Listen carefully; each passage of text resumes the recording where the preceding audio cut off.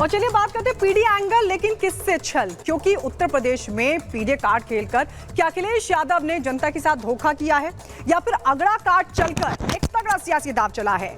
लेकिन इस सब के बीच सूबे के मुख्यमंत्री योगी आदित्यनाथ ने अखिलेश के पीडे की पोल कैसे खोली, आगे इस रिपोर्ट में आपको दिखाते हैं।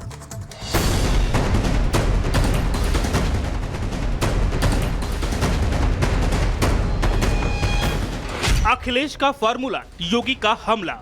सीएम योगी का अखिलेश को आईना, पीडीए वाला एंगल, सपा करती छल। झूठ के विरुद्ध योगी का फुल युद्ध। जो कार्य कभी विदेशी आक्रांता करते थे, आज वही कार्य तो छद्म सेकुलरिज्म के नाम पर आने वाले राजनीतिक दलों ने किया है। क्या यूपी में पीडीए कार्ड चलकर अखिलेश यादव ने जनता को धोखा दिया है या फिर अगड़ा कार्ड खेलकर तगड़ा सियासी दांव चला है? इन्हीं सवालों पर विराम लगाने के लिए सीएम योगी ने अखिलेश के मिशन पीडीए की पोल खोल दी है और बता दिया है कि भेदभाव और भ्रम की सियासत यूपी में नहीं चलने वाली है। आपस में ही एक दूसरे को भिड़ाने की साजिश रची। जो कार्य कभी विदेशी आक्रांता करते थे, आज वही कार्य तो इस देश के अंदर छद्म सेकुलरिज्म के नाम पर आने वाले राजनीतिक दलों ने किया है। क्योंकि जो अखिलेश यादव बीजेपी को कमजोर करने के लिए मिशन पीडीए लॉन्च कर पिछड़ों का मसीहा बनने का दावा कर रहे थे, उन्होंने विधानसभा में ब्राह्मण कार्ड खेलकर माता प्रसाद पांडे को नेता प्रतिपक्ष बना दिया। अखिलेश यादव के इस फैसले ने बीजेपी को बैठे बिठाए घेरने का नया मुद्दा दे दिया है। बीजेपी अखिलेश के इस फैसले को पिछड़ों से धोखाधड़ी करार दे रही है। जिन लोगों ने ओबीसी समाज और प्रदेश के युवाओं की नौकरियों में डकैती डाली थी, वे लोग आज आपसी फूट डालो और राज करो की अपनी नीति के तहत लगातार अपने दुष्प्रचार तंत्र के माध्यम से समाज को गुमराह करने का कार्य कर रहे हैं। जाहिर सी बात है कि लोकसभा चुनाव के दौरान भी सपा और कांग्रेस ने जनता को गुमराह करने के लिए कई वादे और दावे किए थे और बीजेपी पर मुस्लिमों और पिछड़ों को टारगेट करने का आरोप लगाया था, जिसका खामियाजा भी बीजेपी को यूपी में उठाना पड़ा। अब आगामी विधानसभा उपचुनाव से पहले सीएम योगी विपक्ष के प्रोपेगेंडा पूरी तरह से चकनाचूर करने का प्लान तैयार कर लिया है। भेदभाव या फिर भ्रम योगी चलने नहीं देंगे। ये लोग जाति के नाम पर आपको लड़ाने की किसी भी कुत्सित मंशा से सदैव किसी न किसी षड्यंत्र में और उस प्रकार के षड्यंत्रों में लिप्त रहेंगे। अगले कुछ महीने में यूपी में 10 विधानसभा सीटों पर उपचुनाव होने हैं, जिसकी तैयारियों में अभी से सभी पार्टियां जुट गई हैं। सभी दलों का लक्ष्य है कि जनता के भरोसे पर खड़ा उतरना। हालांकि विपक्ष के हालिया बयानों पर अगर नजर डालें तो इंडी गठबंधन के दावों में सच्चाई कम और उत्साह ज्यादा नजर आ रहा है। वही बीजेपी मोदी योगी की जोड़ी के दम पर उत्साह से लवरेज है।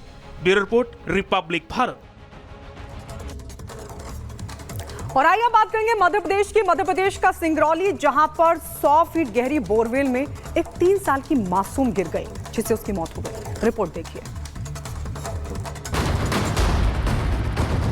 सिंगरौली जिले के बरगांव थाना क्षेत्र अंतर्गत कसर गांव में खेत में खुले बोरवेल में गिरी 3 साल की मासूम सौम्या शाह की आखिरकार मौत हो गई।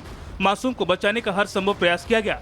करीब 5 घंटे तक चले रेस्क्यू के बाद उसे बोरवेल से बाहर निकालकर अस्पताल ले जाया गया, जहां पर डॉक्टर ने उसे मृत घोषित कर दिया। परिवार का कहना है कि कल ही मासूम सौम्या का जन्मदिन था। बच्ची के जन्मदिन का जश्न धूमधाम से मनाने की योजना थी। घटना के बाद अब पूरा परिवार बच्ची की सलामती की प्रार्थना कर रहा था, लेकिन प्रशासन की टीम तमाम कोशिशों के बावजूद मासूम को बचाया नहीं जा सका। जेसीबी मशीनों की मदद से एसडीआरएफ की टीम की मौजूदगी में खुदाई की गई, लेकिन जिस चमत्कारी की उम्मीद गाँव वालों को थी वो पूरी नहीं हो पाया। माना जा रहा है कि 100 फीट गहरे बोरवेल में पहले से बारिश का पानी था और जब बच्ची गिरी तो उसकी मौत हो गई। घटना के बाद गांव में मातम पसरा है। Bureau report, republic Bharat. और आइए बात करेंगे बाढ़ और बारिश की, क्योंकि बाढ़ और बारिश ने जगह जगह तबाही मचाई है। देश के कई ऐसे हिस्से हैं जहां पर जबरदस्त बारिश लगातार बाढ़ जैसे हालात पैदा करे। कई जगह तो पूरे के पूरे शहर जो हैं वो पानी में डूब चुके हैं। लोगों का जनजीवन अस्त व्यस्त हो चुका है। इमारतों को खासा नुकसान पहुंचा है। इस रिपोर्ट में आपको दिखाते हैं।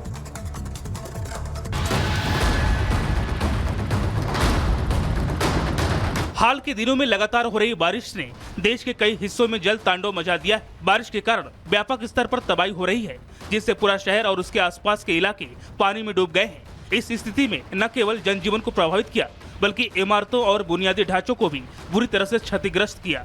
वहीं कांगड़ा घाट हरिद्वार पर गंगा की तेज लहरों में बह रहे 4 शिव भक्तों को उत्तराखंड पुलिस, एसडीआरएफ और जल पुलिस के जवानों ने कड़ी मशक्कत के बाद लगभग 150 मीटर तक पीछा करते हुए सकुशल बचा लिया। बारिश के लगातार प्रभाव के कारण कई जगहों पर इमारतें गिर रही हैं और सड़कें पूरी तरह से जलमग्न हो गई हैं। विशेष रूप से निचले इलाके में स्थित इमारतें और मकान बाढ़ के पानी के प्रभाव में आ गए हैं। अनेक क्षेत्रों में इमारतों की दीवारों और छतें पानी के दबाव सहन नहीं कर पाने के कारण गिर रही हैं, जिससे लोगों की जान माल की सुरक्षा को खतरा पैदा हो गया है। Bureau report, republic Bharat. और आइए बात करते हैं इंडिया ब्लॉक की। इंडिया ब्लॉक आज प्रदर्शन करने वाला है जंतर मंतर पर। असल में विपक्षी नेताओं ने अरविंद केजरीवाल की तिहाड़ जेल में गिरती सेहत को मुद्दा बना दिया है और इसको लेकर आज इंडिया ब्लॉक जंतर मंतर पर रैली करेगा। इस रिपोर्ट में देखिए पूरी खबर। इंडी गठबंधन आज जंतर मंतर पर रैली करेगा, जिसमें दिल्ली के मुख्यमंत्री अरविंद केजरीवाल की तिहाड़ जेल में गिरती सेहत का मुद्दा उठाया जाएगा। आम आदमी पार्टी बीजेपी पर जेल में केजरीवाल की हत्या की साजिश रचने का आरोप लगा रही है। पार्टी ने सीएम की मेडिकल रिपोर्ट का हवाला देते हुए बताया कि 3 जून से 7 जुलाई के बीच केजरीवाल का शुगर लेवल 26 बार गिरा था। इंडिया ब्लॉक केंद्र सरकार और उपराज्यपाल वीके सक्सेना पर केजरीवाल की जिंदगी से खिलवाड़ करने का आरोप लगा रही है। केजरीवाल जी के स्वास्थ्य को लेकर अवैध तरीके से जो उनकी गिरफ्तारी की गई है, उनकी रिहाई की मांग को लेकर जो धरना जंतर मंतर पे हो रहा है, उसमें ये सारे दल आंदोलन में वो लोग शामिल होंगे। केजरीवाल को 21 मार्च को ईडी ने कथित शराब नीति घोटाले से जुड़े मनी लॉन्ड्रिंग मामले में गिरफ्तार किया था। दिल्ली के सीएम को सुप्रीम कोर्ट से जमानत मिल गई है। हालांकि वे फिलहाल सीबीआई के एक मामले में तिहाड़ जेल में बंद है। दोपहर 1 बजे से शाम 5 बजे तक विरोध प्रदर्शन की तैयारी है। Bureau report, republic Bharat. Uttar Pradesh में लव जिहाद पर अब उम्र कैद की सजा होगी। इससे जुड़ा विधेयक उत्तर प्रदेश विधानसभा में पेश किया गया है और आपको बता दें आज इस विधेयक को योगी सरकार पास करा सकती है। इसी पर रिपोर्ट आपको दिखाते हैं। यूपी की योगी सरकार ने अब लव जिहाद पर और सख्ती करने का फैसला किया है। इस तरह के अपराध पर अब उम्र कैद की सजा होगी। इससे जुड़ा विधेयक योगी सरकार ने सोमवार को सदन में पेश किया। इस विधेयक में कई अपराधों में सजा दोगुनी तक बढ़ा दी गई है। लव जिहाद के तहत नए अपराध भी शामिल किए गए हैं। इस विधेयक में विधि विरुद्ध धर्म परिवर्तन के लिए फंडिंग को भी कानून के तहत अपराध के दायरे में लाने की तैयारी है। इस विधेयक को आज विधानसभा से पास कराने की तैयारी है। दरअसल लव जिहाद के खिलाफ 2020 में योगी सरकार ने पहला कानून बनाया था, जिसे और कड़ा करने का अध्यादेश कल सदन में पेश किया गया। इस विधेयक में 1 से 10 साल तक की सजा का प्रावधान था। इस विधेयक के तहत सिर्फ शादी के लिए किया गया धर्म परिवर्तन अमान्य होगा। झूठ बोलकर, धोखा देकर धर्म परिवर्तन को अपराध माना जाएगा। स्वेच्छा से धर्म परिवर्तन के मामले में 2 महीने पहले मजिस्ट्रेट को बताना होगा। वहीं पेपर लीक और सॉल्वर गैंग के दोषियों को आजीवन कारावास और 1 करोड़ का जुर्माने के प्रावधान वाला बजट भी सदन में पेश किया गया है। Bureau report, republic Bharat. और अब बात करते हैं एक बड़े दावे की। ये बड़ा दावा जम्मू कश्मीर के पूर्व महानिदेशक की तरफ से किया गया। उन्होंने कहा कि पाकिस्तान असल में भारत के खिलाफ एसएसजी कमांडोज के जरिए एक गुप्त वॉर चला रहा है। ये पूरी खबर क्या बड़ा दावा किया, इस रिपोर्ट में आपको दिखाते हैं। जम्मू कश्मीर के पूर्व डीजीपी एसपी वैद ने जम्मू कश्मीर में हाल के दिनों में हुई आतंकी घटनाओं में पाकिस्तानी सेना की एसएसजी की भूमिका की तरफ इशारा किया और कहा कि पाकिस्तानी एसएसजी कमांडोज ने आतंकियों के साथ मिलकर घुसपैठ की और वो रणनीतिक और सटीकता के साथ हमले कर रहे हैं। यानी जम्मू कश्मीर में हिंसा को बढ़ाने में पाकिस्तानी सेना सीधे तौर पर शामिल है। एसपी वैद के मुताबिक पाकिस्तानी सेना की भूमिका बहुत गहरी है और मेजर जनरल आदिल रहमानी जो पाकिस्तान में एसएसजी के जीओसी हैं, वो इसके प्रभारी हैं और हमलों का समन्वय कर रहे हैं। पिछले 50 दिनों में जम्मू क्षेत्र में 15 आतंकी घटनाएं हुई हैं, जिसके परिणाम स्वरूप 2 अधिकारियों समेत 10 सुरक्षा कर्मियों और 9 तीर्थयात्रियों की जान चली गई और 58 अन्य घायल हो गए। अधिकारियों ने जम्मू क्षेत्र के आतंक प्रभावित जिलों में आक्रामक अभियान चलाने पर जोर दिया है। Bureau report, republic Bharat.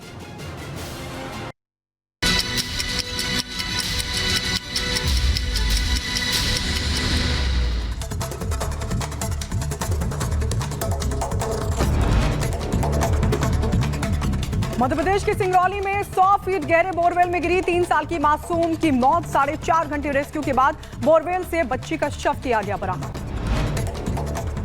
Madhya Pradesh के ग्वालियर में सरेआम फायरिंग से मचा हड़कंप। बाइक सवार बदमाशों ने महिला पर झोंके फायर, महिला की मौत। चेन लूट और पुरानी रंजिश की बात आ रही है सामने।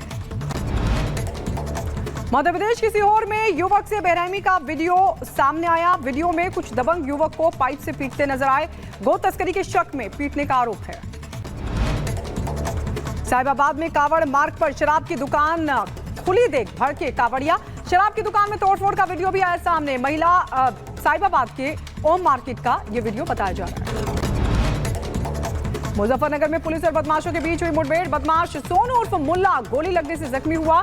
तमंचा, कारतूस और डकैती में लूटा गया माल भी इसके पास से बरामद। पंजाब की मोहाली में